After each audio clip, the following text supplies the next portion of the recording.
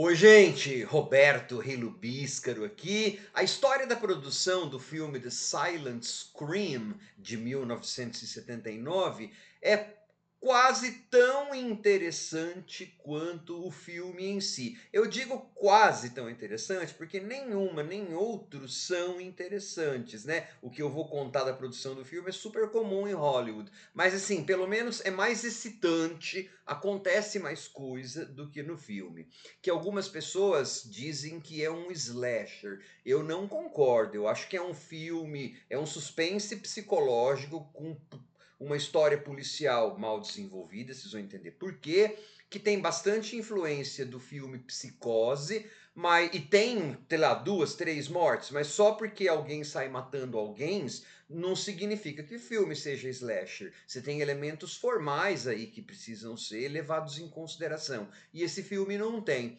No Brasil ele recebeu o nome de Sombra no Escuro. Eu não achei nenhum trailer, nem nada no YouTube. Eu acabei vendo no YouTube sim, mas em inglês, sem legenda, porque eu sou professor de inglês, então pode ser que esteja ali, né?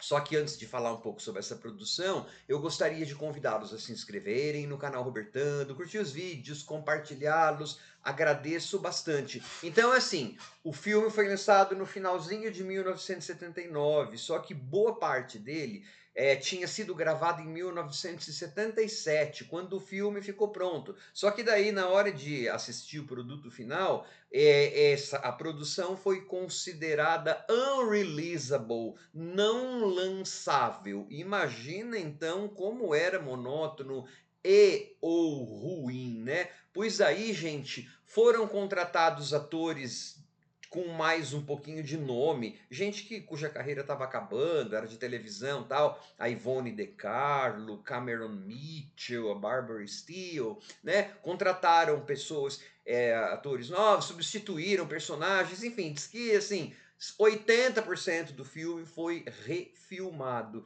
Então, o que a gente tem, a cópia que a gente tem hoje, e é por isso que os detetives parece que habitam em um mundo que é diferente né, do que está acontecendo na casa isolada na praia, que é a coisa mais legal do filme, explica por causa dessa disjunção, né? Isso que você está vendo, que a gente vê, demorou para ser filmado, foi filmado 2 vezes. Na verdade, é um Frankenstein, né? Por isso que eu falo que a produção é mais interessante do que o próprio filme. A história do filme é assim, ó, é uma moça que está chegando a fazer universidade de última hora. Então ela não consegue arranjar um lugar para ficar, a não ser uma casa vitoriana, isolada, bonita casa, na beira da praia. Dá a impressão de que está em algum lugar da Califórnia, San Francisco, assim, né? A ambientação do filme é legal. Eu não fiquei bravo com o filme. Ele só não me disse nada. Mas bravo não. Eu não fiquei bravo porque assim me parecia, embora seja um filme feito para cinema, me parecia uma das inúmeras produções para TV que eu via no final dos anos 70 e anos 80, né? Ou mesmo filmes de cinema que chegavam à TV. Mas então aí essa moça, depois de umas 2, 3 tentativas de achar lugar em outras casas, que é uma parte cômica do filme, ela acha lugar nessa casa aí que tem um adolescente que é assim mega estranho e que tá na cara, né? Quer dizer, eu não sou o assassino, eu sou um despiste. Eu vou ter a ver com a história, mas eu não sou assassino. Ela arranja lugar nessa casa que mora mais 2 pessoas, chega ela e um outro cara. E fala assim para ela, um garoto estranho: "Ó, só não faz barulho porque a minha mãe fica no sótão." Tá? E aí então, aquela coisa, a mãe do Norman Bates também não ficava no sótão, então vai ter uma virada lá, não sei o quê. Só que o filme abre, e aí morre gente, né? Por isso que tem gente que fala que é um slasher. Em filme da Agatha Christie, história da Agatha Christie, também morre mais de uma pessoa, e não são slashers. Começam a morrer essas pessoas que estão na casa, né? Olha quantos suspeitos que tem, gente, não é? É que assim, daí depois é claro que a pessoa que mata vai estar naquela casa. E aí tem um pedaço que a gente vê que a câmera dá um traveling, sobe umas escadas. Adorei. A ambientação do filme é legal, por isso que, como eu tô acostumado com filmes dos anos 70, né? Eu cresci naquela época, eu achei bacana. Tem, assim, sobe a escada, lugares escuros, e você percebe que tem alguém mais morando lá em cima, no sótão. Na verdade, nem é o sótão.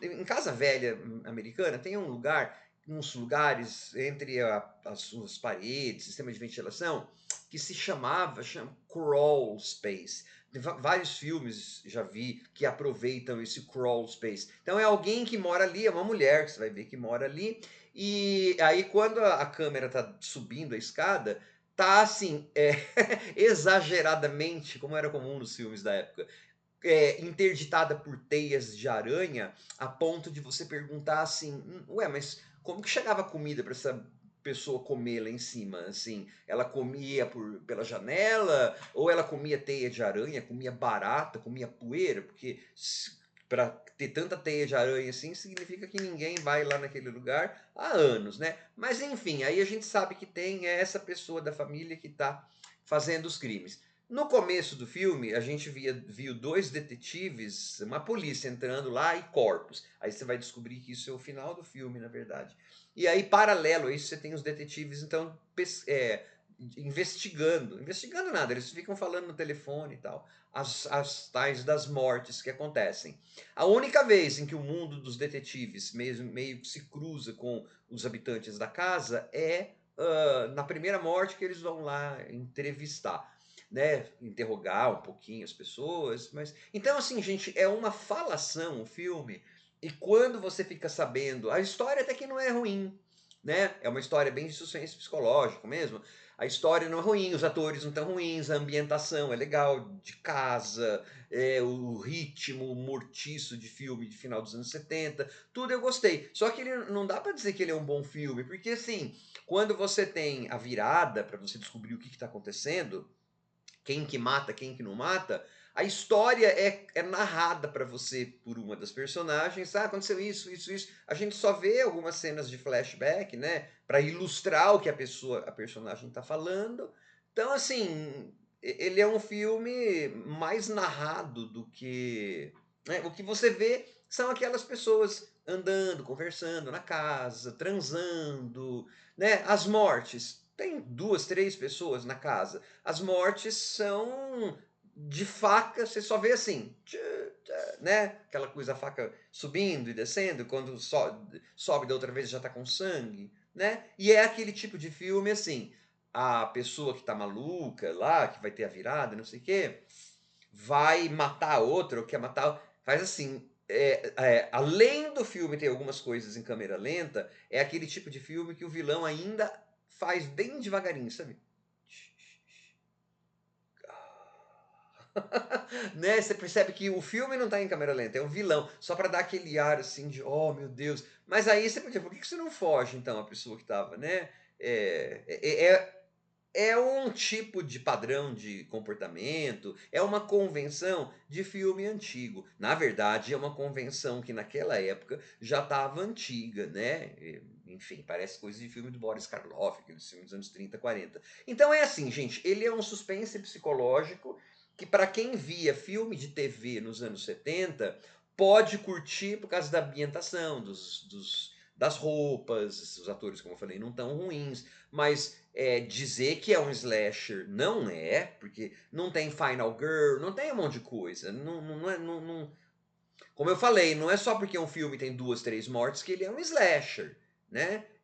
E você pode dizer que então é um suspense psicológico e tal. Mais do que isso, não dá para dizer. E a história, por exemplo, dos detetives, ela nunca se completa ali, porque é pelo telefone, eles ficam só na chefatura de polícia, a não ser por aquele momento que eu falei que eles fazem a investigação lá, ou conversam com alguns personagens na casa, o resto são esses detetives na chefatura de polícia. Ah, isso, vamos ligar para tal lugar, olha, descobri uma pista tal, mas é tudo, é como se você tivesse, sei lá, é um vídeo audiobook.